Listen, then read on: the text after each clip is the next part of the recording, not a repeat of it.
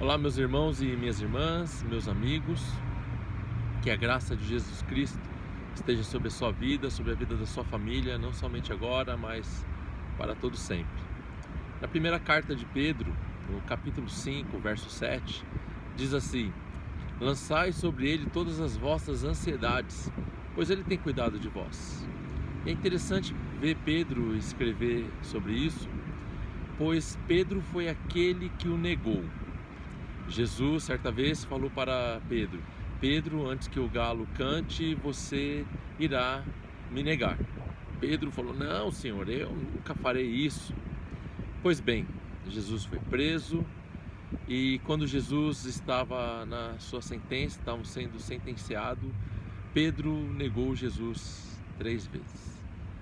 Ao lembrar disso, Pedro ficou completamente arrependido, de tal forma que ele foge e Jesus é executado, Jesus morre.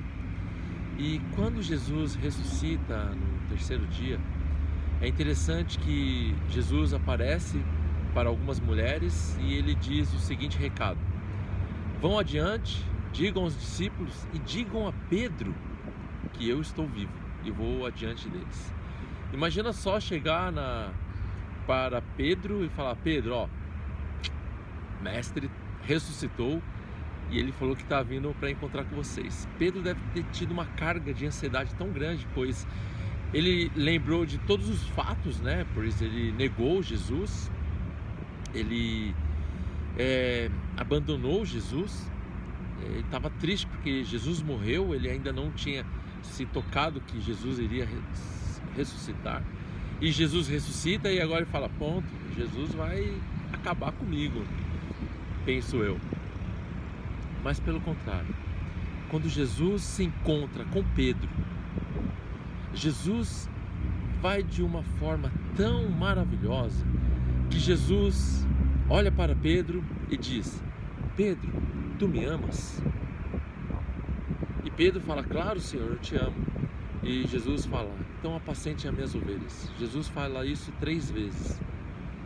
E Jesus usa de um amor tão maravilhoso com Pedro, no qual Pedro pode escrever nessa carta, dizer: lance sobre eles as suas ansiedades, pois quando lançamos as ansiedades sobre Deus, sobre Jesus, Ele cuida.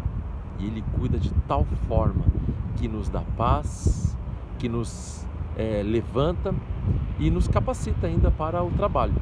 Pois Ele disse: tu me amas, Pedro? Então, apacente as minhas ovelhas.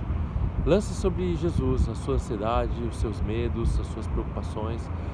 Ele irá cuidar e te capacitar para a obra, para o trabalho, te dará ânimo, te dará vida.